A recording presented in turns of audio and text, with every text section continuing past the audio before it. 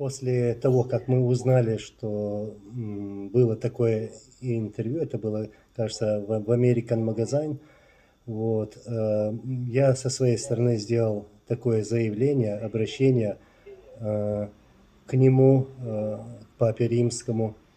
И, кстати, напомнил об истории конфликта, то есть войны, что нас выселяли, нас убивали, и у нас за две последние войны было убито более 300 тысяч мирных жителей.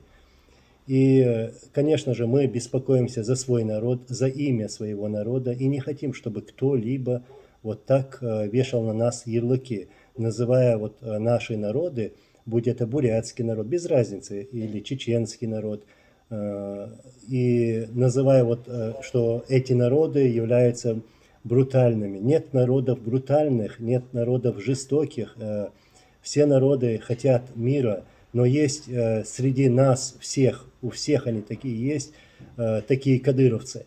И у бурятов есть, и у русских, везде есть, и у чеченцев тоже. Вот, и правильно сейчас подчеркнули, сказав, что никакие они не чеченцы, и чеченский народ они не представляют. Это кадыровцы, это пехотинцы Путина. Они готовы отдать жизнь за Путина, и это предатели чеченского народа. Мы их презираем, мы хотим, чтобы в один прекрасный день они были наказаны за преступления в Украине, за преступления над своим чеченским народом. И вот, и буквально недавно мы через свои каналы связались с офисом Папы Римского.